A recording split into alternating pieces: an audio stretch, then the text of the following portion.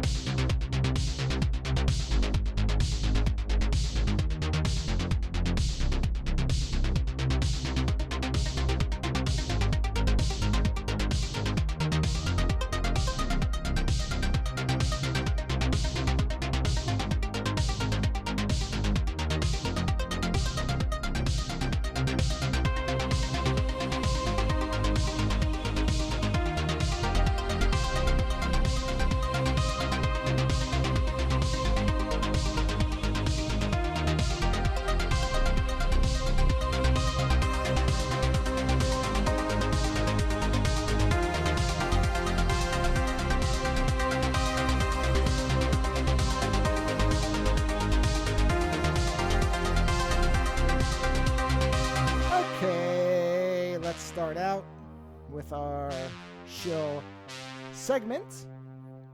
Patreon.com/Ozone Nightmare is one avenue in which you can support the show if you so choose.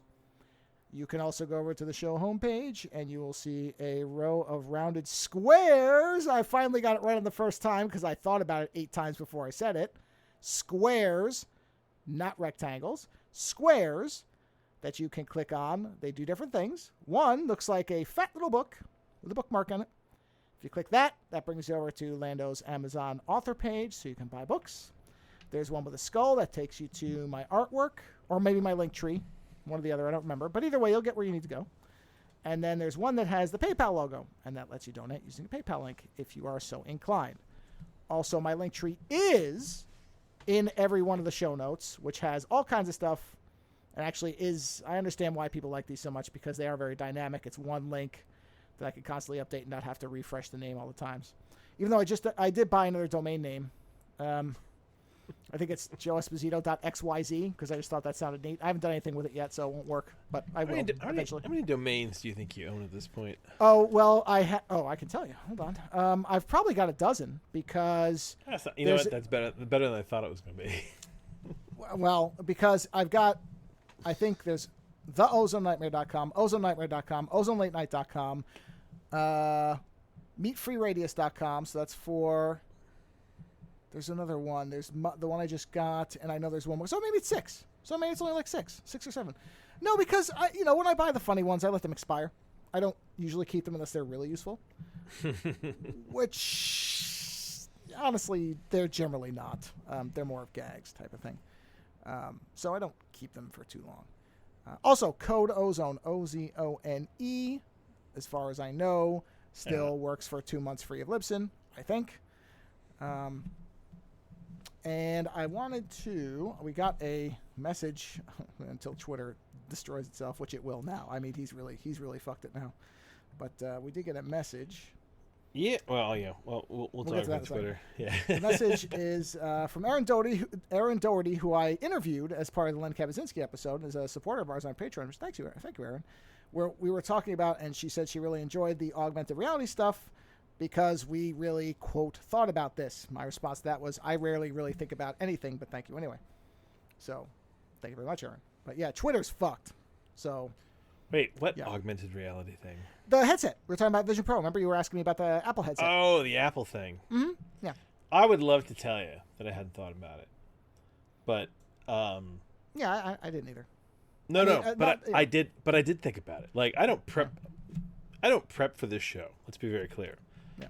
It's just the normal course of my brain that I just ponder things all the time. Yeah. And ever since I saw the development video for that thing, I'd pondered it. And I wanted to talk to you about it because I was like, what the fuck is this? My tattooist, who became my buddy before I moved from Vermont, used to say the phrase, was it tick, tick, tick goes Lando's brain? Sure. And, that's kind of the way it works. It just keeps ticking along. So, yeah. So I don't prep, but I always think about it because it's just the the broken nature of my brain to think about it. And I like nerd stuff, so I always think about this stuff. Oh, we both love nerd stuff too. Yeah. I mean, come on, and it leads into the whole cyberpunk mirror shades thing. You know, it's the nerdiest. I just started reading Snow Crash again. Jesus, what a great book! I know that, but every time I start reading it, I am once again amazed at how that book hits the ground running so fast. It's just great. It does, and the way in which it sets up its characters so quickly. Yeah. I mean, even though the main character's name is Hero Protagonist. Well, and the fact that the YT immediately says that's a dumb name, and his response is, "Yeah, but you'll never forget it, right?" There you go. Yeah. I mean, it's even pointed out this is a stupid name. Well, yeah, memorable names often are. Like our show name, I always say it's stupid. People are like, "Yeah, but I won't forget about it." I'm like, "Okay, well, then I guess it's accomplished something." I love Neil Stephenson's ability of characterization. Because, like, what was the other one he did with Cryptonomicon? Is it Cryptonomicon? Yeah, Cryptonomicon. Well, that is another one of his, yeah. Yeah. That book has a lot of enjoyable scenes in it, but there's one of my favorite scenes in that book, other than the math equation of masturbation, where he figures out exactly how much... The main character is in prison and figures out exactly how often he has to masturbate to keep his brain at peak so he can, like, work out a math problem. That's hilarious. But there's a scene in there where he's at a dinner party, and the main character keeps comparing it to like a Lord of the Rings. It's like a Lord of the Rings metaphor. Not a metaphor, like a simile, whatever. It's a giant comparison to Lord of the Rings, and how like he's like one of these dwarves that's come back from an adventure, and like the way it affects everybody, and like but he keeps dragging it all back to this comparison to Lord of the Rings and the kinds of ideas that you get from those books, like the way people are, the different races. And I always just love it because it's utterly random. It's just the main character reframing a very ordinary situation, but it works to amuse you, the reader, but it also works to add a sense of what the character is like. It's not Neil Stephen necessarily doing it. He's saying, this is my character perceiving it this way. So you're getting a real sense of who the character is through this reference. I love stuff like that. I feel like Neil Stephenson, his writing is great, and I love to spend time in his books, but I feel like his plots have gotten away from him. And I mean that kind of in like the best possible way, you know, but like his books do tend to wander off the beaten path, and then just kind of wander for a while. I mean, you read Seven Eves. Yes, I liked it. Yeah. And the thing is, they're not bad, but like there is a point from all his new stuff, not his old stuff. Like Snow Crash is tight, but all his newer stuff. There's always this point in his books where I stop and I go, "Where the hell are we going? Where the hell is this going?" You know, because there's just so many kind of like meandering turns along the way. But his characterization is still phenomenal. And Snow Crash is, you know, if I hadn't done Normancer for my school, what do you call it, my master's report, I probably would have done Snow Crash. You know, because Snow Crash is very much a postmodern cyberpunk novel. And there is very clearly a hero on a hero journey. You know, his name is Hero. It certainly is. And honestly, as I've gotten older, I find a lot more appreciation for that scene in the book where he meets Raven, and he thinks to himself, you know what? Men spend so much of their lives thinking, oh, you know, I could totally be a badass if, right? And Hero is like, now that I've met Raven, he's like, I now understand what a real badass looks like. He's like, I can stop trying. He's like, there's no hope. And it's almost like this immense weight is lifted off of him because he realizes like there's no point. There's not even a chance, you know? So yes, I do love that about that book. It's a good one. I just pulled that one out today. I unpacked all my leatherbounds, and there was my leatherbound copy of Snow Crash. So awesome. Good book. That and Diamond Age. I got two of those. Oh, those, yeah, it's a good pair. Yeah. It is, yeah, it's a great pair. Yeah. I mean, I'd take Snow Crash over Diamond Age any day. They're both great, but Snow Crash. Oh, yeah. Yeah, exactly. Yeah. Also, because we had just talked about the Apple headset, it is fascinating that the thing described in Snow Crash reads very much as the Apple headset. Well, I mean, it's except not as good because it actually says it's two 2K monitors and the Apple headset has two 4K lenses. I believe. Well, yeah. Let's also. But otherwise, it's the same. Cyberpunk is a vision of the future through the lens of No, the but 80s. I mean that's the only thing about it that doesn't seem like 1-to-1. Everything else is pretty, and I don't think the Apple Vision doesn't have attached headphones. You use your like your AirPods Pro or your whatever. Yeah. But otherwise, what is described in there is largely the same. Although I wish we had laptops that had eyeballs in them. That we don't have. So he did have that as the thing that kind of interfaced and scanned the guy. We don't have that, so it's all inside the headset. I would not mind having computer that had an eyeball in it.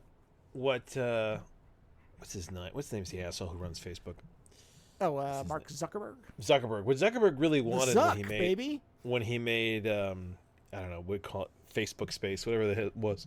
Meta. He really wanted the metaverse. It's called the metaverse. Yeah, that's right. He actually was able to trademark that, which is a fucking disgrace. But God. Bastard. Yeah. Anyway, what he really wanted to do was make the street. Oh, absolutely. That's in Snow Crash, the main area is called the street. Everybody has kind of real estate off of the street, and it's the virtual space. Everyone kind of wanders in the metaverse, that's what he wanted to create.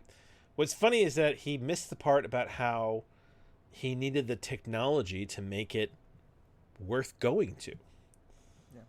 Yeah. Like you need some sort of force feedback, or else. Well, his people don't even have legs. I mean, why bother?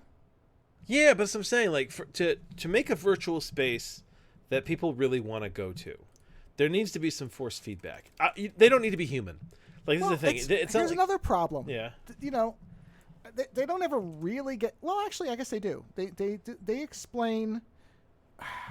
Well, I haven't gotten to this part in the book yet. I literally just got to I'm at the part where he hops onto the street. That was where I am in the book, and I don't remember if they specifically explained how the street is foundationally powered. Is it open source servers everywhere? Is it? It's not a company. No, they may never define it. I think they don't define it. I thought that it was always basically like, kind of like a pipeline between various countries, and they. Well, I mean, that's what I always thought too. It's mutually assured for everyone to keep it up, and that's one of the other things that Mark Zuckerberg somehow or just chooses to ignore or whatever is the metaverse in Snow Crash is trusted because no one owns it. Yeah, it's a communal space. Meta's metaverse is fundamentally untrusted because they know that. Okay, wait a minute. Facebook is the product. Meta is the company. So the metaverse is inherently untrusted because they know that Meta, God, so fucking stupid, owns it. So they're not going to want to flock to it because, number one, young people now don't care about Facebook at all. Completely don't care. Our generation is the last one that would even acknowledge it as anything important. It's gone as far as anybody younger than us. So what would that be? Generation Y or whatever the next one down is. Or maybe one more past that. They don't care anymore. Kids do not care about Facebook. So that shit's over anyway. Plus, those of us who are older and remember what the promise of a metaverse was, not even just the Snow Crash version, but as it was always positioned in virtual reality, which was this big, like the internet made physical. This idea that it was a free open space, that nobody owned it, that you could just wander around and be something else. And that's the force feedback thing I'm talking about, which is that you make a space worth exploring by making it so that you can feel it with more than just your eyes and your ears, right? And no one has built an interface yet for that. You really want to make that shit work, you have to build some kind of suit or some kind of chair or something that translates. I mean, people want to do virtual reality. At some point, the technology of virtual reality has to intersect with these internet spaces, because I mean you've already got, what was the place, Second Life? Is it Second Life? Second Life, that was it. Second Life was an attempt at this idea, right? But again, the problem is the interface technology. You want people to show up, you need to give them something that they can physically experience. Eyes and ears is not enough, you got to make people. Well, eyes wanna and ears go. can be enough if there's something there, but if there's a Second Life was another one. They just expected people to just fill it with stuff, and Yeah. that concept has never. It has never made sense to me to No, put but- people but into it- an empty world and expect them to actually build but it. It just won't. I disagree. I think that if you give people force feedback, I think that they will show up because it'll be more than Well, just they'll a show space. up, but they'll get bored. It'll That's what be I'm a saying. Is space there where has they to be can- where there they has can to be interact. something to start with. People don't as much as people will say otherwise. Nobody actually. Well, okay, kids.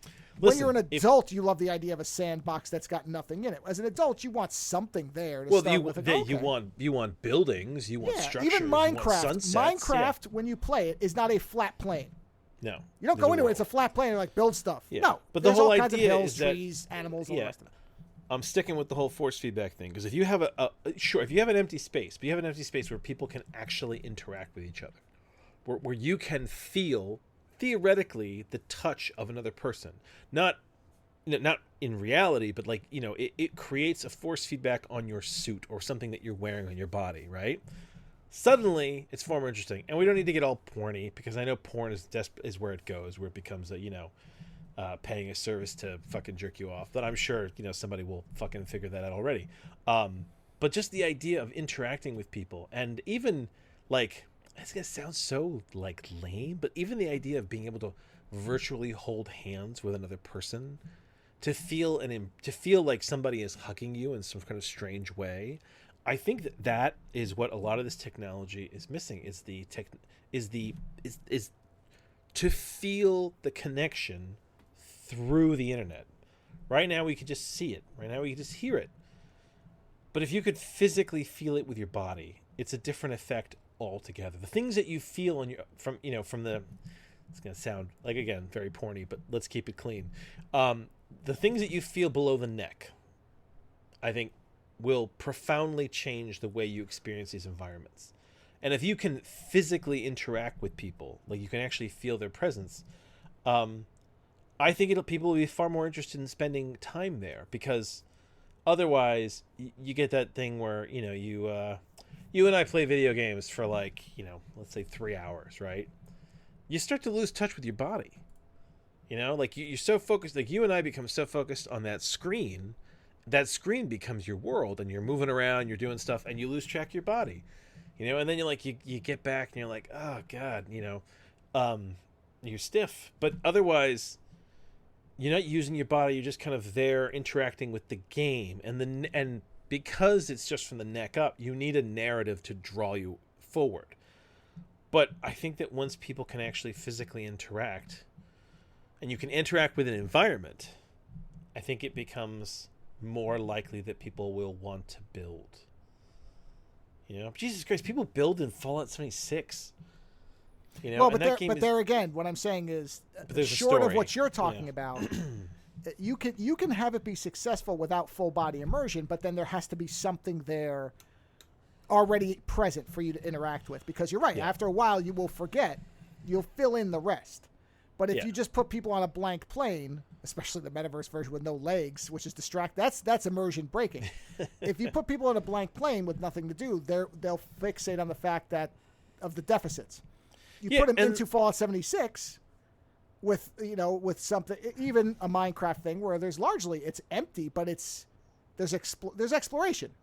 Then people show up and like they've developed role playing and all the rest of it. They've filled in the rest. Short of your total body immersion, and you're I going to have that. I think what a lot of these companies want, though, is they don't want video games. They want environments where they literally want environments where people are trying to socialize. They want meeting spaces. They don't want game spaces. They want something they can monetize. They won't care what it is. Well, they want but commerce fundamentally, as well, these companies, none of them have any vision. Period. None of them have a vision for what it is. Vision is very difficult because vision is tough to. Early vision cannot quickly be monetized. Do you know what I mean? Like it takes a while for it to become something that you can put a price tag and be like, oh yeah, we could do this with it. Because think about it. Listen, early internet to me is Napster. Internet happened, it started to coalesce, it started to be a thing, and then somebody was like, you know what? Hey, let's all download everything. And I think inherently there is a fear between commerce and interconnectedness, because there is the more people communicate, the more people share, the more people interact, the harder it is to control a populace. Well, yeah. So I if anything, I think the trick with companies is they want to make something that's controllable, and they want people to be controllable in those environments. And if you truly make an environment where people can do whatever they want, yeah, it's tough to monetize that, because at some point someone's going to figure out how to hack your shit, and then you're going to be sitting there fighting with it. I mean, I also just don't think they know what that is. They still have the idea of 90s VR as Lawnmower Man is still the basis for what a lot of these companies think this is. But like Twitter, Twitter was a space where people just went on there and shouted at each other, essentially. Maybe sometimes they talked at each other. They threw comments loudly. Yeah, exactly. Right. And then, Musk came in and tried to figure out what he could do with it, and it's been a fucking it's been a funny thing to watch. Now, what did he do now? What is the thing that he's doing now? That he claimed, which is complete and utter nonsense. It's been debunked by many, many people who know better than him. He claimed that AI, whatever he defines that as, which is nothing, was scraping the site too much. Whatever that, I mean, literally, it means nothing. What he said means nothing. But actually, I could. Let me read his exact comment for you. It's important. Here it is. His exact comment was, quote, "Several hundred organizations, maybe more, were scraping Twitter data extremely aggressively to the point where it was affecting the real user experience," unquote. And so because of that, I shouldn't say they, there's no they, it's he. He put a limit on Twitter. Now, let's understand, for those who have never used Twitter, just as an explanation, Twitter is essentially imagine an infinite digital scroll of commentary. That's what it is. You sit there and you go through it, and you go up to the most up-to-date thing, depending on what you're doing, and you go back and back and back, and you could and there could be comments posted every second, depending on how many people you're following and how you have your stuff. Literally, there could be something every second or every minute or whatever. So he limited it to if you were an unverified new account, meaning you just created your account, I guess, yesterday or today, you could only read 300 posts a day. 300 in a day. If you were a account that had, for example, our accounts, long-standing accounts but unverified because I'm not paying for something that I don't give a shit about, meaning a stupid blue check mark or gold check mark that means absolutely nothing, then you were limited to 600 a day. And if you were a paid verified account, so meaning you've paid them the max you can, you still, even then, were limited to 6,000 a day, which sounds like a lot, but if you're a corporate account and you post something at 9 a.m. in the morning and you want to see what the traction is and if it's getting retweeted, that's what you're paying for, you could burn through that very easily. So this fucking fool, who is still revered as some kind of secret genius by his completely deluded fan base, shot his own service in the face. The only thing that differentiates Twitter, really, is the fact that it is essentially, they called it a digital public square, and that is fundamentally, in terms of how it's utilized, true. So this is, to use the analogy, if you had the town crier, and after he said 4 or 5 things at noon, somebody came and duct taped his mouth shut and said, "Come back tomorrow for any more news. Oh, by the way, pay us if you want access, but you still have to come back tomorrow." It's the dumbest. I mean, it really is. It'll be hilarious. Interesting when something horrible happens and they start doing like minute by minute tweets. Oh well, they'll create exemptions, but this also, and I'm sure this is purely coincidental. This follows reports that Musk is not paying the bills for the data centers that host a lot of Twitter services. I don't suppose there could be any relation to what the bill is, no doubt, for the data services that he's deciding not to pay for, and the fact that there's probably been a realization that they've either fired or don't have people who know how to get around those limits. And so if they didn't do this, what likely would have happened is the service would have simply stopped working. And some people theorize it did. And that's why there was this sudden cutoff, because the rate limit, as he called it, was in effect before he posted the explanation, which makes you wonder. Now, I don't know. I also think that Musk is so fundamentally incompetent that it might not have occurred to him to publicly state what he did, and he could have literally walked down the hall, opened the door, and said, yeah, you know what? I don't want them having unlimited access anymore. Cut it off. And then went back, smoked a joint, photoshopped himself in Iron Man armor for 2 hours, and then went, you know what? I guess I should probably broadcast that in case some of my friends who use this service and are desperate enough to pay me for it actually notice. I do wonder how the decision making works. Like, is it literally just him walking into a room going, "Hey guys, no, we're doing this now"? No, it is. He's gotten rid of anybody else at the top that are not sycophants. Right. He's purged the company of all but the. I mean, that was after he fired over 50% of the company. Then there were the reports where people were getting emails saying, we realize that we really do need you because no one else knows what you know. Can you come back? And most of them were like, no, fuck you. So this has been long coming, is that there were going to start to be a breakdown in services. It's actually kind of surprising it hasn't happened sooner.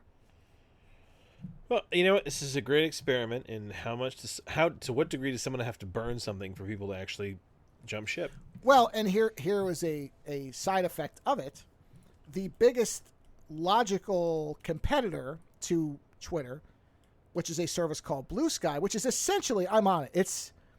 It is Twitter, except that it's more Wild West right now, which means that, eventually it will change. But right now it is basically sex workers, artists, and weirdos, which is fucking perfect. I love it. I mean, you would like this service now. You would hate it whenever it changes, but right now you would be delighted because it is literally it's weirdos, sex workers, and artists, and it's fucking amazing. It's just the weirdest shit, the most random, funny comedians too are there, but there's no real restrictions yet, so everybody's just doing whatever they want, and they're in fact weaponizing, like, blocking assholes, because on there, and I don't know if you could do this on Twitter, I never even thought to, but it's funny because there was somebody on Blue Sky who said, oh, this hardcore right-wing fucking Nazi guy just joined, pre-block him now so you never have to see his stuff. And I went, really? You can block people without them ever be... And yeah, you can. You could just find somebody like Adolf Hitler was right, whatever, and just block them ahead of time. And you will never, ever... And then this person said, she's like, do it now. We'll wipe him out. Because what's happened is when that happens to people, they leave. So there's almost this kind of... And I know there's that can go very wrong. Gatekeeping is bad. I mean, it's not. It's great when you're on the side of it. It's bad when you're not. You know what? Listen, it is dangerous, sure, but I think that gatekeeping Nazis is probably not a bad thing. I mean, I agree about the Nazi thing. Like, so white supremacist Nazis, homophobes, transphobes. I'm fine just purging all these people. I don't care. Yeah. I found a great graphic. Holy shit! I'd never seen this before. It was on. Where did I see it? I don't remember if it was Discord or Blue Sky, one or the other, which are my two favorite things. But it was a very simple graphic, 4 images. The graphic has and it's basically, it's two sets of repeated images, a face on the left, a face on the right. First two, face on the left says, that's against my religion, so I can't do that. Face on the right says, okay, that's fine. Next one, same face, that's against my religion, so you can't do that. Face on the right, hey, fuck you. And I'm like, that's it. That's fucking great. So I posted that everywhere. I was like, this is brilliant. Never seen it before. I mean, it's the most quintessential thing, but I was like, this is delightful. That goes to the Supreme Court decision, doesn't it? Well, it does. Well, I do love how people don't realize that a sword has two sides. And there's two sides to that blade. Because you got these people all sitting there going, well, now I don't have to make cakes for gay people. And then you have all these other people going, yeah, but now I don't have to make cakes for... Christians. Gun nuts, Nazis, Christians. Literally, here's what I would do. Here's what I would do if I owned a cake store, and I wanted to be as much a piece of shit as the people. By the way, you saw that case is likely invented, that this never even happened, but that's almost besides the point at this point. I would have a Bible sitting at the front of the store. This is me being the biggest prick in the universe, but if I owned a cake store, I would do this because I am the biggest prick in the universe. I'd have a Bible sitting there. Somebody walks in, I'm like, do me a favor.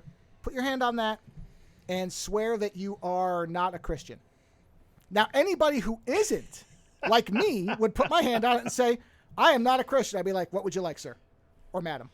No, you know what? If someone told me to do it, I'd be like, dude, fuck your book. What the hell is this bullshit? No. You're missing the point. But the person who puts it on there and says, I am, I'm like, get out. I understand your point, but yeah, like you're also, I mean... Why would you care? But that's the point. Why would you care if you're saying I'm not? You would be fine with it because it's nothing. I suppose my reaction of go fuck your book would probably be, enough. Well, okay, and that's fine. So if that's your reaction, if you knock the book off the thing, I'm like, okay, that's fine. That tells me what I need to know. Because no true person of that faith would do that. No way. I still don't understand why people are so irritated with what other people do with their bodies. I totally agree. However, and this may sound weird coming from me. Yeah. I don't really have a problem with the decision because in this country we have established that business trumps people. Period. And under that framework, which is being reinforced constantly all the time... Yeah, no, you are correct. You are free to refuse service to anybody. And if that's your metric, that's why I'm saying that's fine. But that means, and I just love the fact that all these people are sitting there going, yeah, it's a victory for us. And it's like, yeah, but you don't realize that...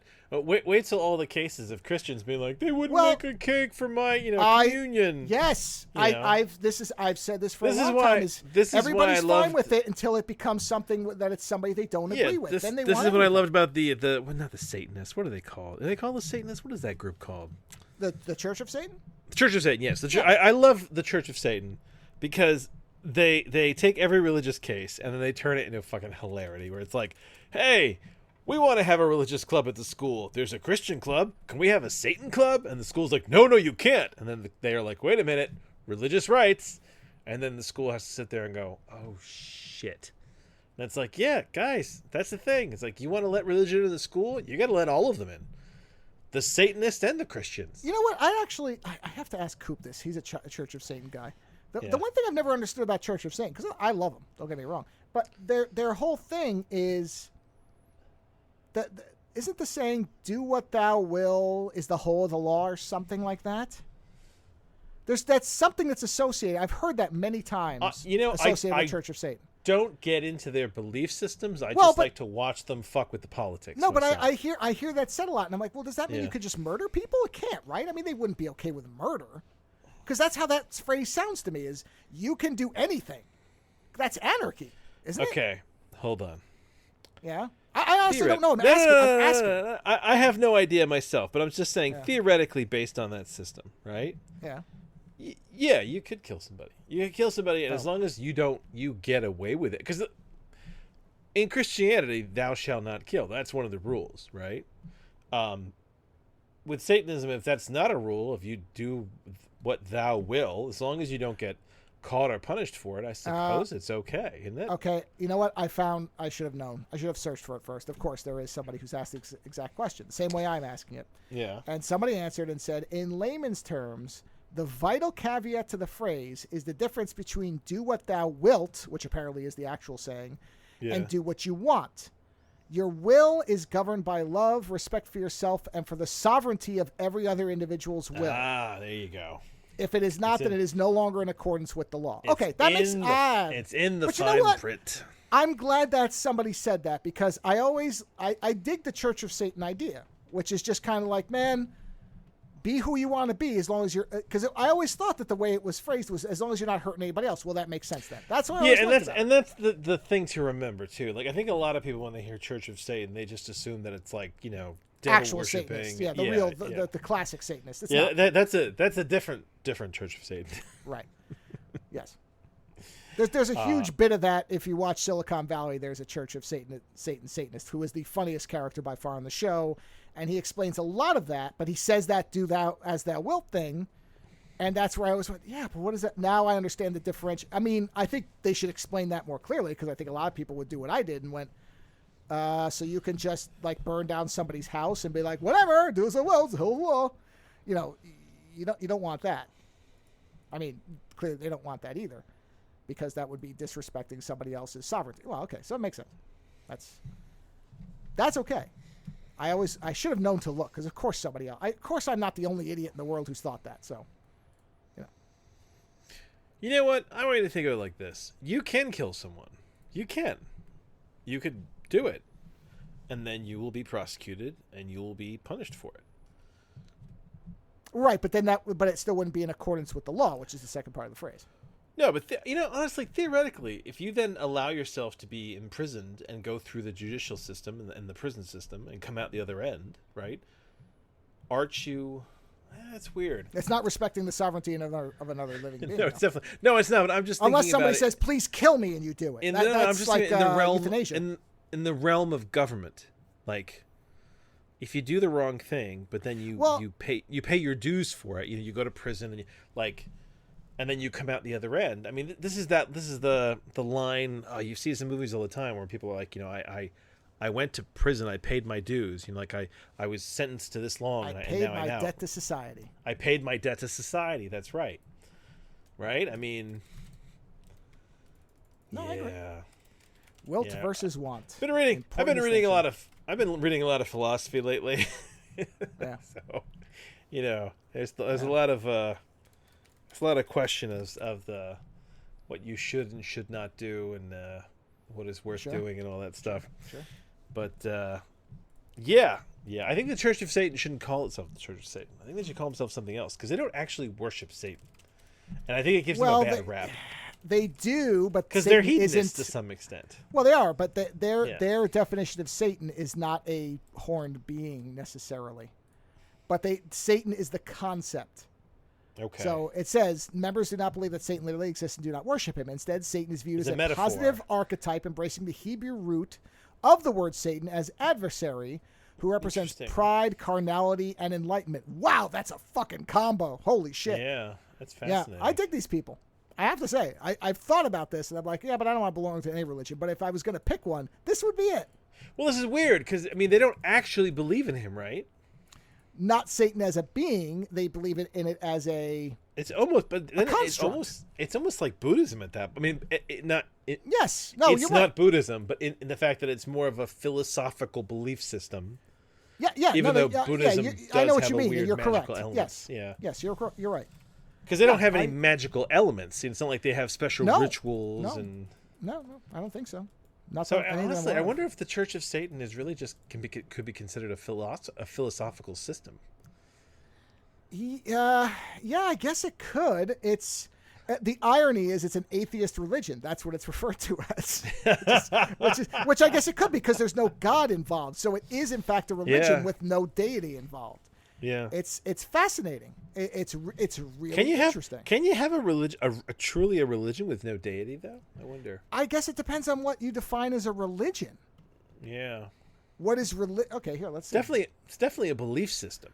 Religion is a range of social cultural systems, including designated behaviors and practices, morals, beliefs, worldviews, texts, sanctified places, prophecies, ethics, or organizations that generally relate humanity to supernatural, transcendental, and spiritual elements, although there is no scholarly consensus over what precisely constitutes a religion. There you go. So religion is like anything else, like a favorite color. Which... Okay, so it is like Buddhism. Buddhism is considered a non-theistic religion. There you go. So it is. That's why so is Taoism. Was it Jainism, Buddhism? Yeah. Oh, interesting. Hinduism is sometimes considered a non-theistic religion because it emphasizes following one's dharma or duty more than one worshiping deities. Sure. Fascinating. Yeah, there's lots of interesting details to a lot of this stuff. Well, I mean, you have definitely made them more interesting to me. Coop is the one who introduced me to what it was, honestly, because he's one of them, and he was very specific when I heard him talking about it once. Where he's like, "No, we're not worshiping the devil. This is not what that is." And I'm like, "Oh, well, interesting. I didn't know that." Honestly, I still find their political their political challenges to be hilarious. So, philosophically, that sounds great. You know, now that I understand what it frames, yeah. So it's funny. Well, would you like to just let the stream carry us for a while longer, or you want me to bring something to the table? No, go ahead. What do you got? I watched the first episode of season 2 of Strange New Worlds. So did I. Oh, good. We could. I've watched the first 2 episodes. Well, I haven't had that much time. I I found it very amusing that they did a episode without Pike. Yeah. Right? I thought that was interesting. I was surprised by how much comedy they got away with. Yeah. Because the Spock scene on the bridge with his catchphrase is quite possibly one of the funniest things I've seen in Star Trek. I agree. The phrase, I want the ship to go now. I think that's what it was. No, I would like to make it go now. I would like to make it go now. That's it. There you go. Yeah. That's fantastic. Yep. And then they changed the Klingons very quietly. Yes, they have gone back. Somebody wrote an article saying they have now basically said this is what Klingons are, more or less. And I think that's correct. They just quietly were like, you know what, we'll go do this. And I'm fine with it. I'm here for it. But, that's the ones everybody likes. It does make me wonder what the Queen looks like, though, because she was an established character. So but yes, they brought the old design for the Klingons back, which is great. Yeah, mostly. And they also referenced the Klingon War, which was like, it was funny for a show that started out as funny as it did. An episode that is, it ended in such it got grim. It got grim when the Doctor was talking about how he was one of the only people who walked away from that battle. Got Deep Space 90 for a while. I dug it. Yeah, that's what I thought. I went, we're getting the Deep Space Nine material now. And then like how he always carries that drug with him. Like I was like, again, I'm like, shit. this is very Deep Space Nine. Yeah, and then they basically hop themselves up on some kind of like speed and super soldier serum. Yeah. Yeah, and then kick the shit out of a bunch of fucking Klingons. Like he was about to kill one. He was going to kill a Klingon. Yeah, he was with his bare hands. The Doctor was about to murder a living being. And I've realized that one of the strengths of Strange New Worlds is that anyone who doesn't go on to be part of the actual crew. Now, maybe you don't know this. The Doctor is in the original series. Is he really? Yes, he is. And Benga is in there for a while, actually. So they can't kill him. No, they can't kill him. Yeah, because that's the thing is like anybody who's not a part of the actual crew, they can kind of do what they want. Most of the key characters exist all the way through. Even number 1 or number 2. What is number 1 exists in the original pilot, so she is part of the Menagerie episode because she's part of the flashbacks, and she really. Oh yes, she was played by Majel Barrett, the voice of the computer. That's Roddenberry's girlfriend, wife. Yeah. Oh no, that's crazy. She was number 1, and I believe it was the network was like, we cannot have a woman in charge, and so that's when they axed the whole thing. So who is actually not part of the full crew then? Going by my memory, Ortega, the helmswoman, is not. Yeah. I don't think Ortega exists. Hemmer's dead, so he wouldn't count. Carol Kane's character, I don't think is in the main one, so it would be. Well, I can go through the ones who are Pike, Spock, number 1, and Benga goes past. Because Pike and number 1 do not exist technically outside of the non-pilot pilot. And the Menagerie, she is in some scenes, if I remember correctly. So who else is part of the crew? Who am I forgetting? No, I take it that the second episode is all Pike. Uhura, of course. Uhura makes it all the way. The second episode is all Pike trying to defend number 1, right? You know what? Yeah. And it's funny because I've heard this complaining. God, the complaining. People are like, the Pike's barely in it. Especially the second one. I heard a review of the second one. I went, this sounds really bad. It was so baseless. I was laughing. I'm like, this is why I don't listen to anybody. The first, I thought it was so bold of them to start without Pike. I don't care. Why? It was still so good. Yeah, I don't understand the criticisms. I don't understand. Magic Max's wife, who I can't remember her name, as the new engineer. Carol Kane. That's who I said. Carol Kane. Oh, yeah, she's the ghost of Christmas present from Scrooged. Oh my God! It's a toaster. That's her. I fucking see love now. Her. There, I should have had that fucking sound effect ready. That would have been a perfect one to play. And the way I think I really like they gave everybody such strong characterization. Like nobody's nobody's useless. Everybody has Right. like a unique personality, and Yeah, you're curious what their shit is. You know what I mean? Like everybody, from like the doctor to the engineer, like, and I'll say this about original Trek. Original Trek, you know, for the time of the time that it was on, it was groundbreaking. But they tried to keep everybody fairly, you know, clean cut, straight. Like, they didn't want to heavily get into the characterization. They didn't want to get into the flaws of people, right? Not very much, no. Yeah, there's no super serum doctor you kicking did have the shit it out like of when Klingons. when the guy turned into a god. It was Shatner's past with it. So, but it's mostly Kirk, Spock were the ones who really got, because there was of course Ponfar and all that. So they did, but it was reserved for a select few. Let's put it like that. Whereas I do like with Strange New Worlds that the mistake with not mistake, but the thing with Discovery that was always limiting with the Discovery was really about Michael. She was you got the feeling she was the most important of all time. She was like 50% of the show, and then the other 50% was divvied around people. And when Pike showed up, I think that Pike's presence was such a big deal that I think it shook that balance. I think that's why I enjoy Discovery with Pike more than without, because without Pike, there's no counterbalance to Michael. Right? And then now in Strange New Worlds, everybody's got airtime. Everybody's interesting. Everybody's going to pull some weird shit out of their hat. And you're going to be like, oh, wow. You know, I didn't realize that, you know. And I like that because that's what Next Gen did. Next Gen gave everybody the opportunity to be interesting. You know? And fascinating. And that's why when you go back and you watch Picard and you sit there and go, I'm so excited about all these characters showing up. Why? Because I know all these characters. All these characters are unique. They had a personality, they had a presence, they had a history, you know. Whereas in Discovery, it's like everybody gets a little shortchanged by how amazing Michael is.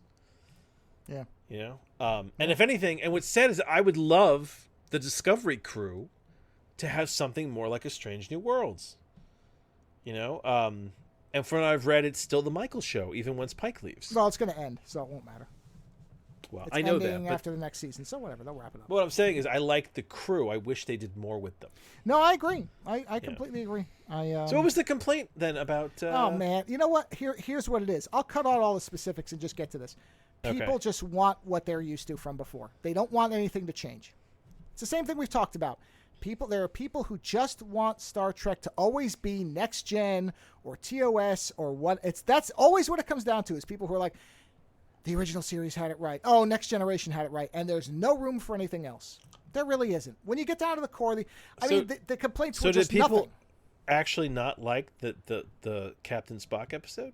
No, they don't think Spock should be funny. That is a sacrilege, apparently. Oh my god! Even though I would say go watch Star Trek IV, my almost least favorite of the films. But he's not, where he's constantly made to be a funny thing. Yeah, when he's not funny. being funny because he's funny. What's funny about Spock is that he's incapable. This is why I don't understand these criticisms. It's like these are the people who claim to love Trek so much. And yet, you're being really fucking selective about what you think they're screwing up. Yeah, listen, because Star Trek 4 is the Spock joke show, and it's stupid. But that's the thing, if you ask a logical person what their quote-unquote catchphrase is going to be, what the fuck do you think is going to come out of their mouth? It's hilarious, because it's exactly what you expect. Well, this is why I'm saying all these criticisms actually just make these episodes better, because I go in expecting it to be bad. He's not suddenly going to be like, okay, my catchphrase is fucking go. Like, no. Well, according to these people, Spock should always just be logical and cold. He should never be anything else. But he was. No character he said, make it go. Well, now. But there were comedic elements with him in the first season. And apparently, and the thing is, and there's one thing. Wait till you get to the second episode. Holy shit. And drinking with the Klingons, he drinks with the Klingons because logically that's what you do with Klingons. That's not part of it. That's okay. And but they have a good line. They said when he embraced his anger to deal with the Gorn, they specifically say he unleashed a whole amount of emotion into his system, that he has to come to terms and control it. Well, You know what I mean? apparently that's okay as long as it never figures into comedy for some people. I don't know what to tell you. This is just the rules these people are making up. I thought it was fantastic. I have no issue with any of it. The Spock is Spock having humor. I'm sorry to tell these people who seem to be the holy treasurers of what Trek is that that's always been there. So I don't know what you were watching before. Apparently your memory is very selective, which is an understandable trait when you only want to go back and get the same stuff again. Which, as I always say, you know what? Stop watching it. Stop watching it. You're only going to piss yourself off. Go back and watch the stuff that you think is quote-unquote the true version. You'll be happier. Don't waste your time. Just go back and watch it. Let it evolve. And then the no Pike thing. This is another complaint. And I'm sitting here going, you really want a show built around one person. Yeah, you hold really on. want that. I don't think you do. Let's say it's right. We're talking about how we don't want things to change, but we're complaining about Discovery. And let me make this clear. It's not that I want Discovery to be more next gen. It's more so that I don't think Michael is the most interesting character in that show, and the show has decided that she is the most interesting character. Well, no, but you're correct though to say you actually do want it to be more like next gen in that you want focusing on the other interesting characters. I'm curious about the other characters. Thing. That's not saying you want it to be next gen, pure, for no other reason. I want more characterization of the rest of the crew. Yes. Yeah, if the other characters were drips that you didn't give a shit about, you wouldn't want that. But they've got interesting characters. Trek has traditionally been able to craft secondary characters in an ensemble cast that are good. Who's the engineer in fucking Discovery who keeps showing up? Who's like, she's just so... what's her name? She's played by the comedian, right? Yeah. She's so blasé about everything. Yeah, what the hell's her name? There is so much more to that character. I wish they did. Tia Nictar. What the hell's that? Tig Notaro, or yeah, that's it. Something like that. Something. Yeah. I can't remember her name. Yeah, that. But yes. she's excellent, and whenever she shows up in the show, it's like, oh god, she's so good. Like, and I think that's what they're trying to go for, a similar thing with Carol Kane. They want to make the engineer is kind of the quirky character now. And I'm sure there are people who are going to bristle against that. Oh, now you're making the... You know what? Again, stop watching it. You're never going to be happy. When she showed up and they were like, oh, you're an immortal? And she was like, yeah, pretty much. And she's like, now I'm fucking bored. You know what's great about the ship? It's not boring, and I'm bored. Yeah, I'm fine with that. But I guarantee you there's going to be a 2.5 pages of complaints from people about it. I guarantee. Yeah, and the thing is, that works perfectly because remember in the Picard episode, like I'm like early day. I'm about fucking like 4 episodes into Picard. One of the issues that the captain of the Titan has is that, Picard and Riker are these big war heroes, and they have all these adventures, and they'd flout the rules, and they did all this crazy shit on their ship, and this isn't that kind of ship. We're not going to do that fucked up shit. And, it's like, yeah, because when you really think about it, the Enterprise has a legacy of always having gotten involved in fucked up shit. There are literally Starfleet ships out there that are boring. Think about that, right? Like, there are Starfleet ships where nothing goes on. It's just, we're going to go here now. Oh, hey, we're greeting these people. Oh, we're going to transport an ambassador. Like, there are boring ships. There are, but the Enterprise is not one of those ships. Because of the people that it ends up with, the Enterprise is always the ship that ends up in all this wacky shit. You know what?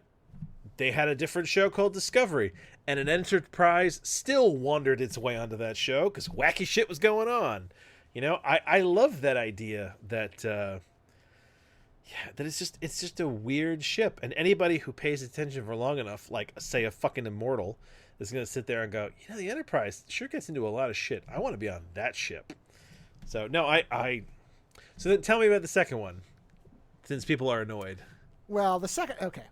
Now, I will preface this by saying I have never, in any version of Trek, every time they do a trial episode, it's only good the first time, and it's not even necessarily that good in its totality. I just want them to get to the trial. I never care. This is original series, Next Gen, Deep Space Nine, any of it. I have never thought that Trek was good at trial episodes because the stuff around the trial is just never... It's always too long. It's always drawn out. And it's very clear that the writers are saving all their power for the trial part, which is understandable. But it's one of those things where it's like, yeah, but Law and Order had the formula right. That's why it ran for so long. 1 hour. 30 minutes in the front is the pursuit. It's what happened, trying to figure out who did it, and kind of usually there's a chase scene, dramatic confrontation, couple twists here and there, and then the second half is the trial part. That's why that formula worked so well. They figured it out, and they locked it in for 20-plus seasons, and it was always good in terms of how it functioned. Great idea. Trek never seems to get it right.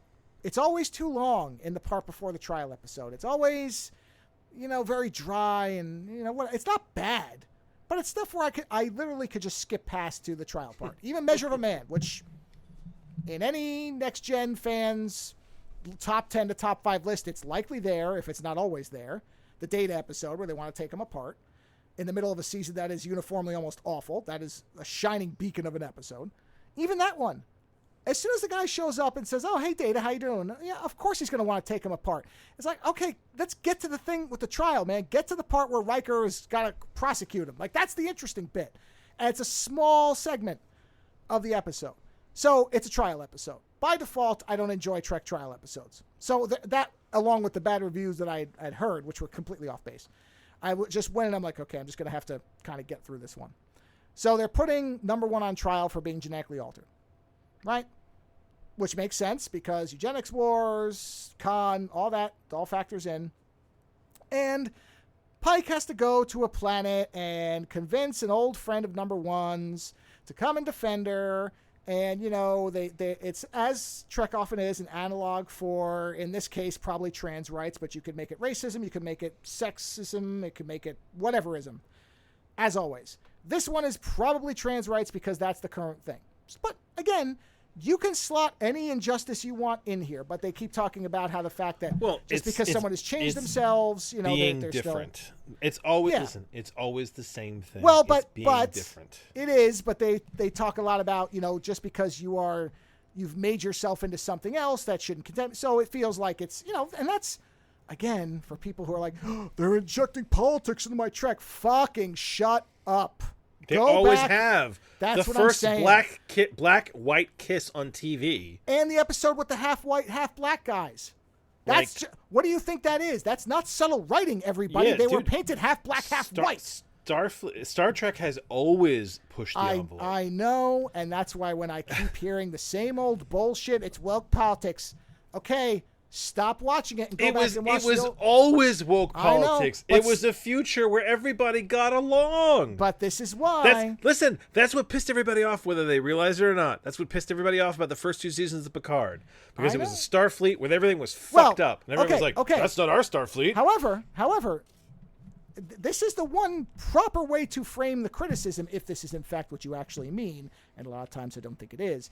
The second season of Picard was all about immigrants. The problem was it was written like shit. That's worse. You can put whatever messaging you want in. Because I just talked about, by the way, this is really important to distinguish because people will immediately say, oh, well, you must just be some leftist hippie. Well, yeah, I am. But besides that, I used to watch Law & Order a lot, and I've always liked the show, especially in its first 9 or 10 seasons. And you can't possibly read that as anything other than glorifying the police, who almost were never making the wrong person the blame for what's going on. It was glorifying a non-corrupt police system, which is not reality. And but you're already existing in a fiction where there is no corruption. But if it's well written, that's why I'm saying the messaging is secondary to good writing. You will kind of just go, okay, this is well written, even if when I break this down, maybe I don't agree with it. That's what people should be upset about, is a badly written series, which Picard Season 2 most certainly was. I don't give a shit what the message was.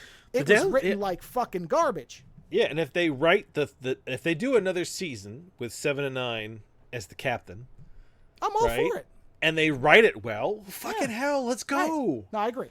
So, so anyway, second episode's trial episode, and basically, of course, number 1 gets exonerated because actually, I really do like the legal what was it the way the trial is resolved is clever. It's one of those things where it's clever because they establish a series of things and then they tie it all into a bow at the end. And essentially, what it ends up being is that what her revelation of herself to Pike and his subsequent hiding of that fact constitutes asylum. And under Starfleet law, you have to grant asylum if it is asked for by someone who reasonably expects persecution. It just so happens in this case, the persecutors are the Federation, which is nice. It's a nice little way to do it. That's what I mean. Yeah, interesting. The trial part is great. Everything else, I will skip probably the next time because I already know it. Like, there's nothing interesting. It's just dragging it out, you know? But the trial part is great, which is always what it is with me in Trek. The trial part is worth the episode. I'll bear with the rest to get to the trial part. The trial part's great. So there again, people were complaining about Pike not being in it. So when he left to go find the prosecutor, I expected him to be gone for, I'd say, 70% of the episode. He's not. These people just won't be happy unless he is literally doing exactly what Picard never did, which is charging out front like Shatner did. That's just Kirk again. Is that really what you want? You just want them all to be the same? I don't understand why you're watching this show, everybody. If you hate this stuff so much... Classically, the captain's supposed to send a fucking crew of other people to do that. He's course. the captain. The fact that Kirk did it is an element of his character. He's reckless. He goes out with the away crew. And the away crew is supposed to be like security and science officers. Yeah. Would you really just want somebody else attempting to do Kirk again? Is that because I think your complaint then would be, this is like Kirk. I've already seen Kirk done better. Stop watching the show. Just stop. Do what I did with Discovery. Once I realized it wasn't for me anymore, I just checked out. And I was fine with it. People love it. Good. Let them love it. Let them love it. You don't have to. Nobody's holding a gun to your head to make you watch anything. Stop. And the funny thing is, I don't dislike the character of Michael. The character's fine. No, it was the way the character was used. I just don't need that much. It's kind of like someone being like, hey, this is a chocolate bar with peanuts, right? And you love peanuts. And then they give it to you, and it's like, there's one peanut in this chocolate bar. You're like, that's not a chocolate bar with peanuts. That's the chocolate bar with a peanut. That's Discovery. Discovery is the Michael show. And I don't need that much Michael. Any character that you get that much time with, I'm sorry, you're going to get bored of them. It's like even the greatest characters that people love. A lot of that is because you only get a certain amount of time with them. One of the reasons that Indiana Jones was great as a trilogy and really should never have gone any further is because you got just enough of the character to know what he was about without having to start overdoing it. You know, that's it. 3 movies was good. First movie establishes the character and what he's about. This is the whole classic beginning, middle, and end. You have a beginning, middle, and end, and you don't need any more. Yeah. But even so, I mean, if we had gotten a whole series of Indiana Jones, we did a show. But we did. No, with Harrison Ford like that. Oh, okay. I was going to say, young Indiana Jones gave you everything you needed to know about Indiana Jones. and you know what? It didn't last that long. People apparently didn't want it. So again, this is what I'm saying is, you know, anything where you get too much of it, yeah, you're going to start to get bored of it, especially if it's a very defined character. And Michael is, because we've now spent 4 seasons with everything focused on her. What left is there for us to know? This is where you want to deviate off.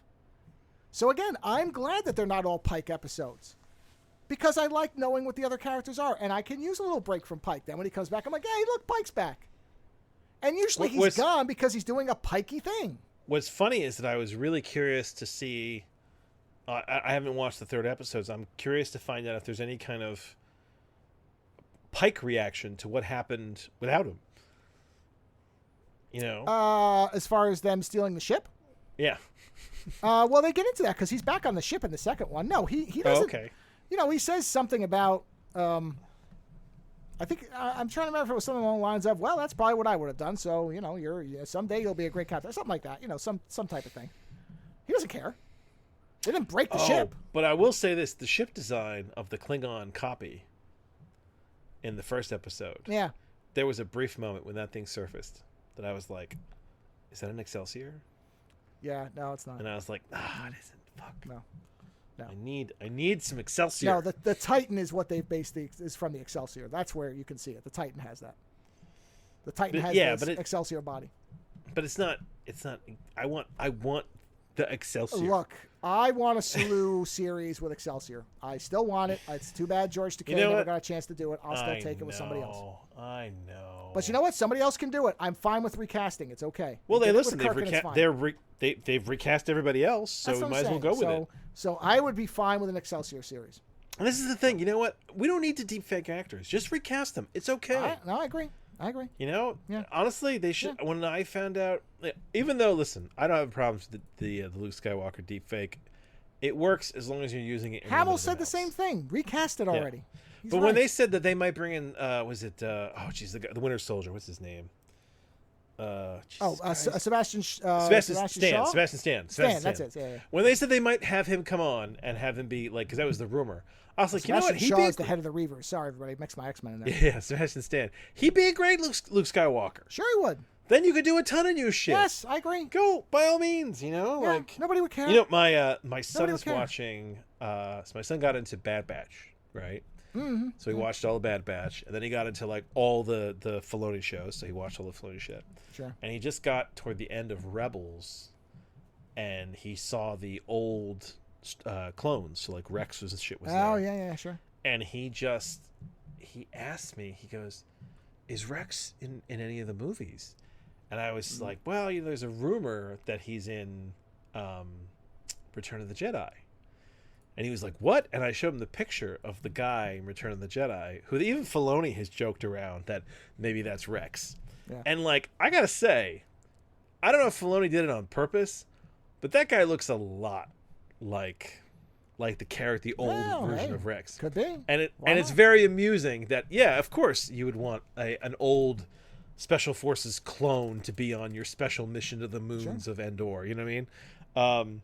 So yeah, it's just funny, you know, how you try and tie in all the between material into the old material. You know, I mean, it does seem like it can't be accidental.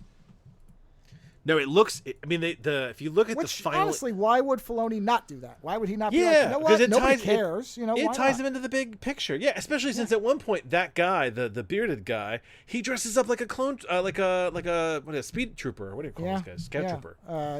Scout trooper. Yeah, so it's like, that's fantastic. Tie it all together. I love when things are tied together. Especially like that, where it really doesn't matter. No, it doesn't. It's just funny. Yeah. But yeah, it's like I would have been fine with recasting. Just recast. Yep. You should have recast Indiana Jones. You should have recast him, and you should have done some other fucking movies that take place between the other ones. I'd have been fine with it. Yeah. Even just reference them. Listen, James Bond gets recast constantly. I know. And there's always a vague reference to other stuff, but then it's like, oh, this is new, or is it not new, or is it? You know, it's like it doesn't matter. We've come to hang out with James Bond. We're here. You know, so I think we need to get over this whole. I mean, it is amusing. Listen, Michael Keaton coming back as Batman, fucking awesome. Sure.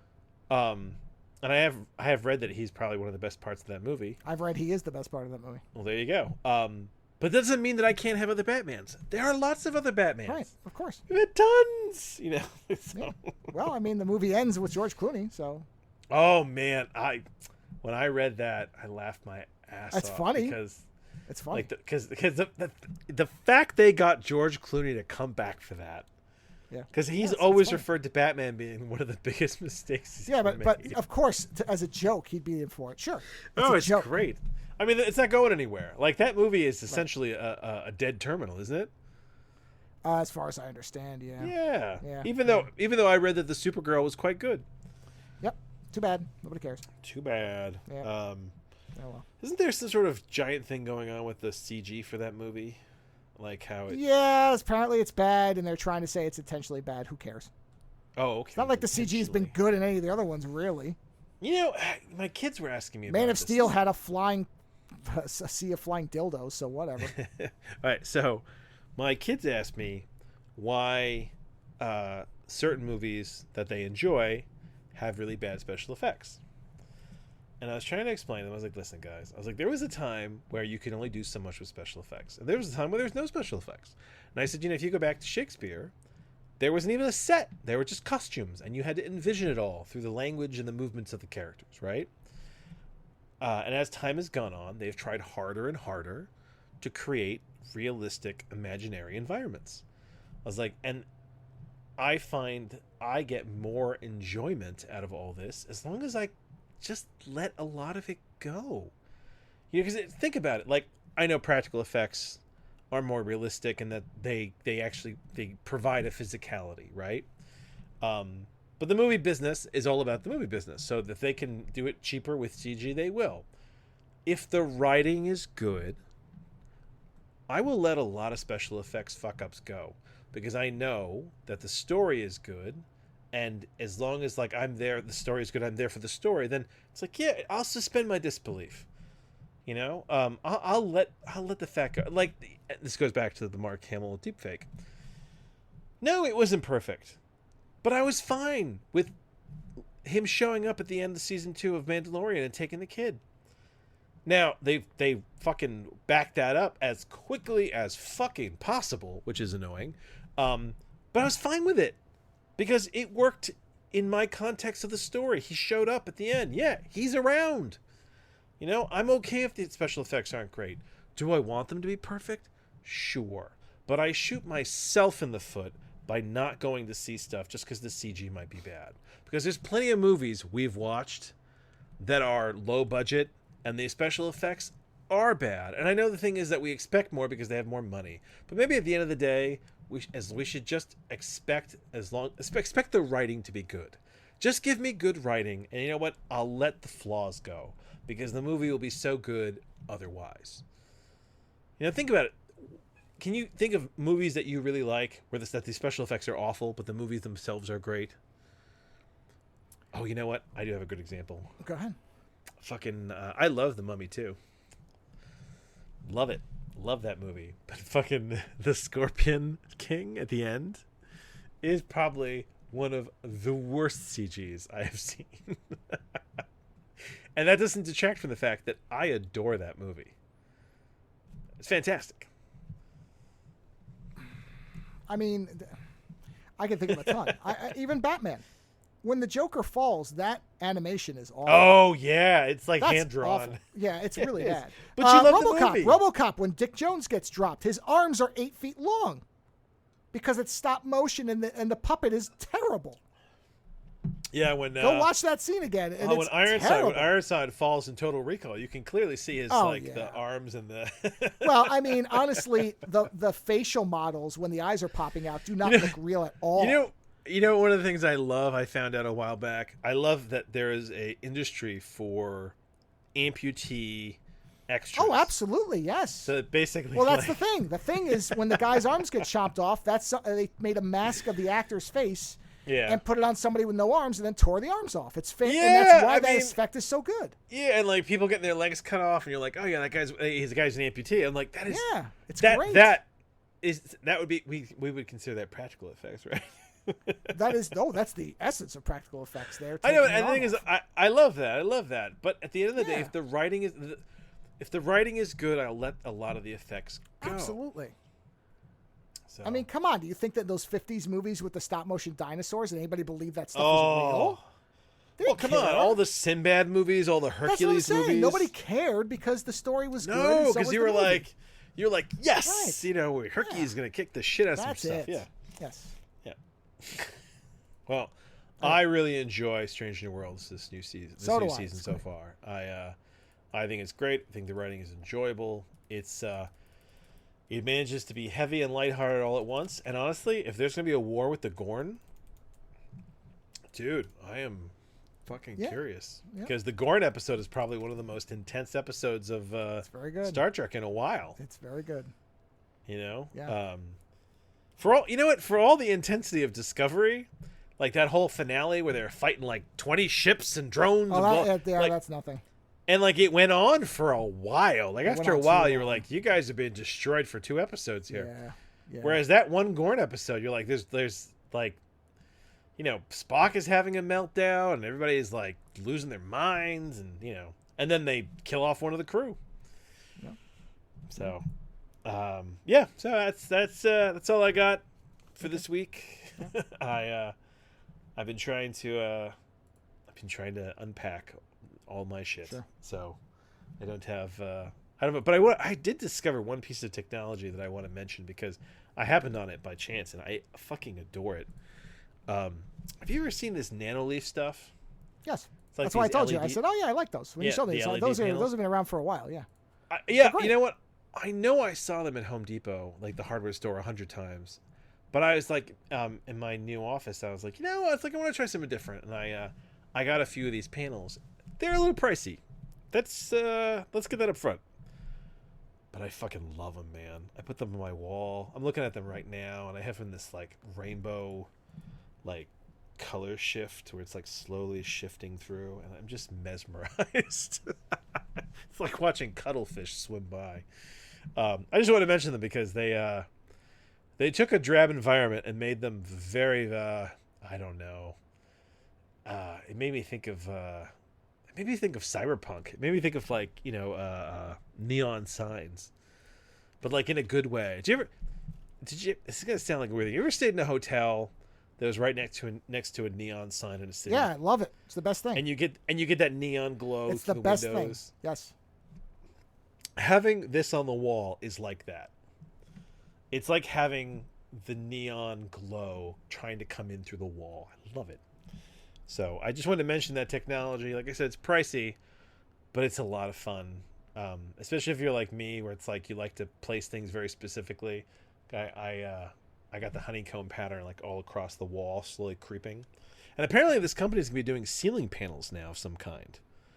Oh, they've made a bunch of money, so I'm not surprised. Yeah, but yeah, they are very cool. I usually find this shit to be, these technologies to be a letdown of some kind or another. But I have to say, the Nanoleaf shit is fucking awesome. Expensive, but awesome. Especially if you've got any kind of creativity with your layout. Like you can really just. I think this is probably the shortcoming of this. It's like the Sucre thing, right? It's your customers are limited by their own imagination, right? Whereas, yeah, you could just put these out in a very basic, boring grid, but like, slowly spreading it out and like placing it just right, and yeah, you can. It really elevates the environment. So I figured I'd just have my quick technology review. Nanoleaf, expensive but awesome. Well, speaking of expensive but awesome, sort of. I forgot. I did this review while you were off, but I wanted to talk with you about the first season of Severance, the Apple TV show. Oh, that's the about going into the office. Uh-huh. Yes, the Ben Stiller directed series, right? Yes. Is he the director or the showrunner? Both. He directed, I don't think every episode, but several of them. I believe the opener, closer, and other ones in between. I had read that there was something very wild about that show. Oh, man. And I'll tell you. A lot of times when shows get the attention and the hype like this, it's like, okay, I'm going to temper my enthusiasm for it because it's probably not going to be anywhere near what these people are saying.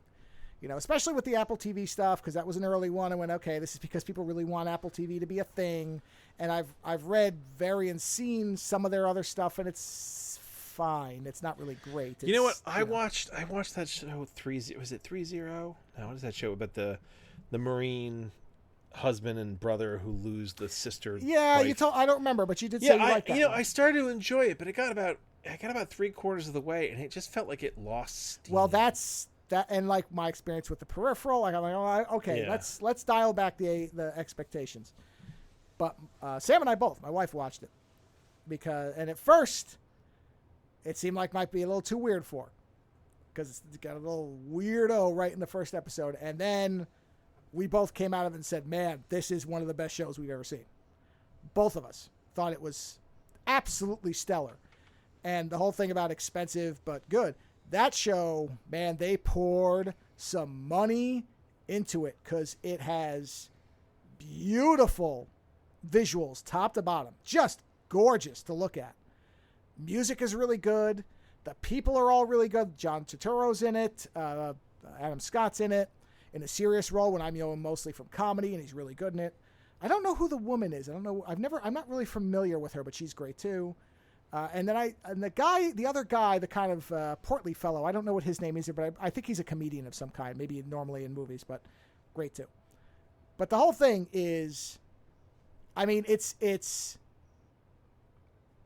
a very interesting show in what it's saying, which is specifically saying people should not be identifying with their jobs. Your life is not your job. That's the message. Like, that is the top to bottom message of this thing, is the minute that you start thinking of your job as anything more than a place where you are paid to do exactly what you're paid to do, you are now their slave, which is absolutely true. The minute you start identifying or anthropomorphizing your work, you're done, because now they own you. That's the underlying message. I mean, there's also the whole thing about, you know, dealing with grief and trauma, because that's why the main character is doing this, is because his wife died, even though she really didn't. But he thinks she's dead, and so he wants to not have to think about her being dead for the time he's at work. So he chooses this as a way to disconnect from his pain. And of course, as you would expect, that doesn't really work, because you can't really do that to your brain. Even though they think they have, they actually haven't.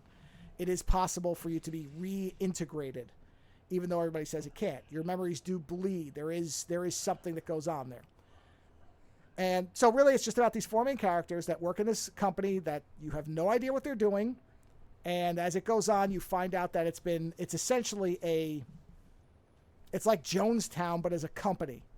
I don't know how else to really put it, because they all worship, literally, that the company handbook is a Bible. Not a Bible meaning the King James Bible, but a Bible in the way that all the company's rules and everything are written out. It is formatted as the Bible. People sing hymns about the founder of the company. You know, there's all this stuff about, you know, the good of society from your work, and yet nobody knows what they're actually doing. And the company is this weird thing that their rewards are... it's hard to get into without explaining the whole thing, but essentially it centers around those four people, and it is stellar.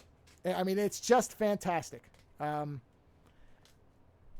visuals, it's got this very specific look and feel to it, which is really great, because there's not anything else quite like it except for maybe the Portal games. That's the first thing I thought of, is, when you're wandering around, especially in Portal 2, these kind of cold... These kind of cold environments. Future retro offices where they're both way ahead in terms of some technology, but also exceptionally retro in other ones, you know, which is kind of a big aesthetic at the moment. But this one does it really well. Again, the music is fantastic, and everybody in it is really good. So, I still don't know what the company does specifically, but their goal is to make everybody have these chips in their head for anything. Just the idea that you could just sever your brain whenever you just don't like something. Which, of course, is terrifying. Some of the stuff I think most people will guess at, probably. Not everything, but there's the kind of the big reveals. If you watch a lot of this kind of stuff, you'll know it. I guessed at one of the big things, sort of. I didn't get it all the way, but I got close. Which is the three, Adam Scott, John Turturro, and the other guy. I'm sorry, I don't know what his name is. I can't remember his name. Dylan, I think is his name. They've been there for a while, and a new person comes in to replace somebody else, who you find out has had his brain reintegrated, and he's trying to tell Adam Scott, you know, that this is happening, this thing is going on, and it's not what they're telling you it is, because he's managed to figure it out. And this new woman comes in and immediately wants to quit, and the way that they keep kind of beating her, or any of them, when they want to, quote, resign, which they say you can do at any time, which of course you can't, is... once she goes into the elevator, when you go up a floor, your old brain comes back, and that old brain says, no, I don't want to resign, put me back in. And so she's basically fighting herself. And there's a part where she just fucking tries to kill herself, which is exactly what my response would be, too. Where if I didn't want to be there, and my other self was telling me I had to be there, I'd be like, okay, I'll show you. And I mean, I knew that was coming a mile away. I'm like, this woman is going to try to kill herself, because that's what this person is going to do, because that's what I would do. That she couldn't send herself a message. No, you don't understand. Yeah. The other person doesn't want her to disconnect. And in fact, when she tries to kill herself, after she tries to kill herself, there's a part where she says, she takes a paper cutter and holds it to her wrist and says, I want you to write my resignation down and have it signed and make sure that it can't be broken. Right? So she's threatening to cut her own wrists. And she says, and I want to walk out this door, and I don't want anybody to stop me. And she goes out, and then immediately comes back, and then they play a video of herself, and this was the key thing that gave it away for me. And the woman's like, if you ever try to injure me again, I will make sure that you live to regret it. Like cutthroat. And my instant thing was, she works for this company. Now, I was partially right. She doesn't work for the company. She's the daughter of the founder. Oh. And she's doing it to prove, because they're trying to get Congress to pass the ability for them to do these chips for everybody. She's trying to prove it's so safe, I do it myself. At which point, and then that's after she gets that video. That's when she tries to kill herself. I'm sorry, I reversed those. And that was when I said, yeah, if that bitch told me that she was going to fuck me up, I'd just kill myself there. Like, I'll show the fuck you, which is me, of course. But it's like, that level of spite. The problem is you're creating multiple personalities. Well, that's kind of it. And then, so there's a point where they discover, because they're told that the procedure, that the flip switch can only activate when they go down the elevator. Well, of course, that's not true. The company can do it whenever they want. If they have the technology to do it, they can do it anywhere. And they have what's called the overtime protocol. If they activate that, they can flip you even when you're not at work. So they flip this guy, and he's at home with his kids, which he didn't know, because they're called innies and outies. Innies only know the job. They know nothing about their other lives, except, oh man, this shit is so creepy, because it's not that far from what actually happens, except for the chip part, where if they feel like you're too stressed, you get a wellness reprieve, where you go in an office with this woman, and she tells you good things about your outer self. Your outie is kind. Your outie likes to help women cross the street. And it's supposed to be so that you're doing this for a good person. So you being here is to make this good life possible, which is fucking creepy. And again, not that far from actual corporate shit. So they wake him up, and he's at home, and he has kids. And he's like, are these my kids? And the guy who woke him up is like, yeah, but don't worry about that. I told them to stay in the other room. We need you to tell us something, because he had removed something from an office he shouldn't have. And then they turn him back off. And then another one, the John Turturro character, who starts off the series as very dedicated to the company. Like, doesn't want anybody deviating. He's a company guy. And then slowly starts to realize that what he's being told isn't really true, that there's other stuff going on. And he's having he'll fall asleep, which you're not supposed to do, but he falls asleep. And like this black goo starts seeping down from everything around him. And that was the part where Sam turned to me and she's like, this is fucking strange. And I'm like, let's bear with it. Let's see. Because that's right in like the first episode. But I thought, oh man, this is some kind of weird supernatural thing. But no, in his outer life, he is dedicated to trying to bring down this company, and he is tormented by nightmares of what is referred to as the break room. And what he does is he paints paintings, the same paintings every time, with black, thick paint. And so what he's dreaming about inside is the black paint seeping into his life. On the outside, he's painting a door that he knows nothing about, because that's his inside life. So it's in his mind, but he doesn't know what it is, but he's compelled to paint it. And the break room is a place where they go and they... And you never find out what the point of all this is. Well, not yet. I mean, it's being slowly revealed. I mean, the whole first season is really getting up to the point of understanding that, that the outside switch works, and this moment where the one guy stays behind and turns them all on while they're outside, so that they can tell somebody what's happening, because the world outside has been told that everybody's happy and that they're great, that this is a great thing because it lets people work and not have to be stressed about work, and that they're taken care of very well. And of course, that's all bullshit. There's all this terrible stuff. They're being tortured in a very clinical way. So you don't walk out with bruises. There's none of that stuff. No, what they do is like the break room. If you break a rule, you're sent to the break room. In the break room, you sit on with it, and you have to read this phrase about how you're sorry for what you did, and you realize that what you did is negative influence on the world, and that by acknowledging your sorrow, you are in fact contributing to the good of the world. And you have to read it and read it and read it until their little, I guess, a polygraph machine verifies that you believe it. And by that time, most people are broken down. It's like torture. I mean, it is like, Chinese water torture type stuff, where you're dripping something on somebody, where, yeah, eventually you'll say anything to stop it. And so the woman comes back from doing that one point, or somebody comes back and says how many times, and the number's like 3,700. She had to read this thing over and over and over and over. And of course, at that point, anybody would just say yes. I mean, you will believe it. It's like the 4 lights. I see 5 lights. There's massive amounts of brainwashing. And, right. Yeah. Same thing. Right. So that's what this guy's painting, because he's had to go to the break room more than once. He's painting this dark hallway that leads to the break room. Subconsciously, he has nightmares about it because it's a torture chamber. So he's painting it compulsively, and that's why inside his inner self is dreaming about this paint that is seeping in. It's the paint he's using. So the season is really, it's a very deliberate series of reveals about things to show. So no, you don't know what the company's doing, but it can't possibly be good. But it's excellent. I mean, the only bad thing about it, except this is Apple, so Apple has more money than most governments do, is unlike, if this was Netflix or somebody else, the fact that it ends on a cliffhanger, I'd be more concerned. But since it's Apple, I'm not concerned. And it's one of their highest rated things, and they do want to make their TV service work. So they're going to stick with what works. Oh, yeah, I have found that with Apple, their TV shows are quite good, and they put the money into them.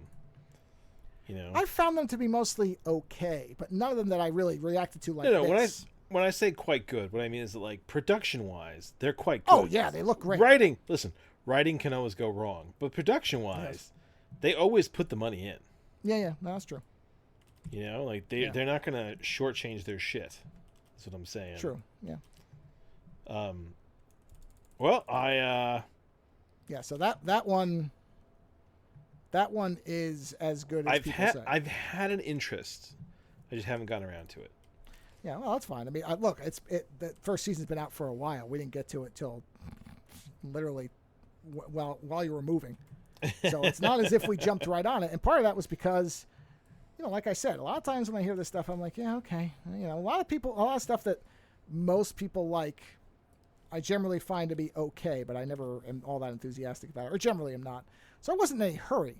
But we were in between stuff, and I'm like, you know what? We've been putting this off for a while. Let's watch the first couple episodes. Let's see if this thing is any good at all. Because if it's not, then we'll just move to something else. So yeah. And I did get reminded a lot of that show Devs that I like. A lot. Yes, there was a strong Devs vibe looking at the trailers. Yeah, I mean, it's very, very, very different material, but it is that same level of precision, filmmaking or whatever, cinematic technique, whatever you want to call it. But it clearly is a very clear artistic vision that is maintained throughout. And that's the similarity. Whereas Devs was actually just one person directing the entire thing. That was also a sealed off series, so there was no continuation. That's a difference. But this and that's where it could, if for some reason, I don't know, Ben Stiller and Apple have a falling out or something. The only bad thing about Apple in terms of TV is they're kind of like Disney. It's one of the consistent criticisms is you're going to know it's an Apple TV thing because it's always going to have this line it won't cross. And that is true in Severance as well, but it doesn't really matter. As an example, one of the corporate rewards that everybody keeps referring to is what's called a waffle party. And no, I'm serious. And the show, the one guy, Dylan, the portly actor, comedian guy, he's got all these little knickknacks and things that he's gotten because he's, done his work consistently before everybody else, like he's hit all his goals. Again, typical corporate stuff where you get a reward or a trophy or whatever because you worked harder and faster than somebody else. And they're mostly kind of things like little paper finger traps or I don't remember what they are, like erasers, like stupid little knick-knack Spencer gift type stuff.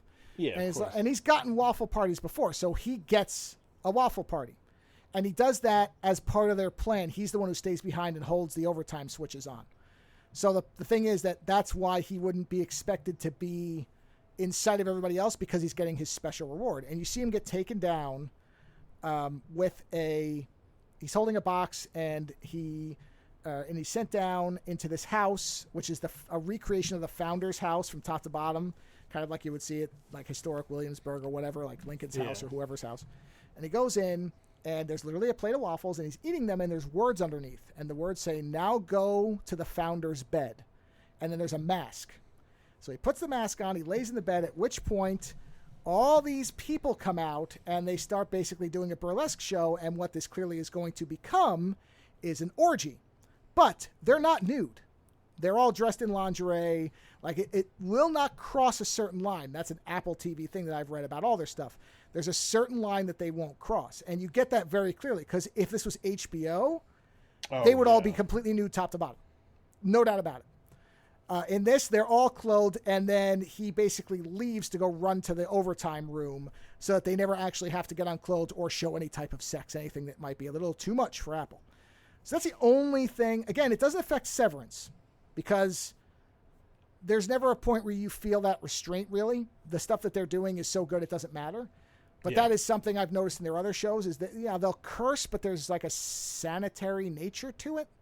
There's a sterility to some of their stuff where you can, and that's what a lot of people have complained about, like with some of their other shows that I haven't watched, but that there's always kind of this boundary that you can always tell that somebody's from Apple is standing there watching it and saying, no, don't do that, or make sure you don't do that. But like I said, doesn't apply for this. This show is fine without it. It's never that visible that I noticed it, but I have sort of detected it in other shows of theirs. But like I said, most of their other stuff doesn't really work for me, so I don't really care. Severance is great. So use a free trial, watch it, cancel. Or keep it, whatever, it's fine. Or wait till the second season comes out, but that could be a while. But even just the first season, even with the cliffhanger, it's still worth seeing. It's still that good that I would say don't worry about it, go ahead and watch it. But yeah, by all means, if you don't want to pay for it, which I totally understand, we didn't, we used the free trial. Use a free trial, watch it, and then just cancel it or let it lapse, whatever. But that is the only thing so far I've seen that I would say is absolutely worth even using the free trial for. It is that good. So, and my wife agreed, and she's not into nearly as much weird shit as I am. So, the fact that we both had the same reaction, kind of like Shawshank Redemption, I was like, yeah, that's a pretty good gauge. That's a everybody likes Shawshank Redemption type thing. Like Severance is when I can say everybody's going to like this, unless of course you're an executive at a company that does this kind of creepy shit to people, in which case you're going to feel like it's a trigger towards you, and it is. Outside of that, you'd be fine. So, Severance, fucking awesome. And on that note, we shall bring it to a close and say, what the hell did you watch? What were you talking about? Strange New Worlds. Strange New Worlds. What was the other one? What was the other one you said? You said you watched something from Apple that was all right. What was it? It was the Zero something. Oh yeah, but you said you kind of peeled down. About 3/4 of the way, it kind of lost some steam. Okay. And we walked and lost it enough that we walked away. But honestly, all the long way arounds, that show by Hugh McGregor where he drives around the world, or he drives around the world one way, then he drives around the world another way. Those are all on Apple. They bought those. They bought the first two, and then they funded the third one. Yeah, well, there you go. So those are on there. And honestly, Prehistoric Planet, I like me some dinosaurs. Okay, yeah, the stuff that's non-fictional is, that's supposed to, all their documentary stuff I've always heard is good. So I have no trouble believing that. I'm talking about like their scripted fictional stuff. That's Slow Horses. Slow Horses is fucking awesome. Is that Apple or is that Amazon? That's Apple? That's Apple. Oh, okay. Well, I haven't watched that. Yeah. So there you go. So that I knew there was another one you liked. That was it. Slow Horses is really good. No, the quality of their shows is pretty good, and the writing is mostly good. Okay. So, well, I'm not. But there's also a small amount of it. Well, that's true. But it is. They don't have the vast sea of shit that. And that's why Amazon, I'm saying a free trial will probably get you what you need. Because I think it's 1 or 3 months. Well, in 1 or 3 months, you're probably going to make your way through everything Apple's got that you really care about, or pay for one extra month and you'll go through it. Yeah, if you've got the time. Yeah. But Severance is great. And Strange New Worlds, whatever. People don't want to like it. Tell them, don't ignore that. It's good. and here, quick tip, and you can apply this to any show. If you watch more than a couple episodes and it's not good, just walk away from it. Stop. Watch something else. There is so much out there that I guarantee you'll find something that you think is good. And even if somehow you can't, but the problem is people dislike shows, and then they want everyone else to dislike the show as well. Well, don't be one of those people. It's like, no, just walk away. You're only getting so many revolutions around the sun. Don't waste it trying to poison either yourself or others with stuff you just don't like. Stick with the stuff you do like, because worst case, you can always... Paramount Plus, yes, it has, if you don't like the new stuff, that new stuff's there, but so's the old stuff. Stuff that you like. Why waste time with the new stuff you don't like? Go back to the old stuff that you did like. It's still going to be good. The new stuff can't hurt it. That's the beauty. I don't care if the new Star Wars movies suck, because I got the old ones. Well, I have a copy of the old ones before they were altered. But even so, they're around. You can go watch that stuff. That's what you should do with your time. Go enjoy things. Don't waste your time on disliking things. There's going to be plenty of shit in life that you're going to have to dislike and endure it. Don't take the optional dislikes. Only stick with the necessary ones. When you have an option, go for what you like. And on that note, have a wonderful weekend. We'll talk to you again next week. Visit OzoneNightmare.com to subscribe to new episodes, browse through our back catalog, or to find links to support the show. Follow @OzoneNightmare on Twitter for the latest episode postings and other show information. If 280 characters just isn't enough, you can always email us, theozonenightmare@gmail.com. The opening theme for the show is provided by Heartbeat Hero. The closing theme is provided by Ogre. Please visit and support these artists using the links in the show notes for each episode.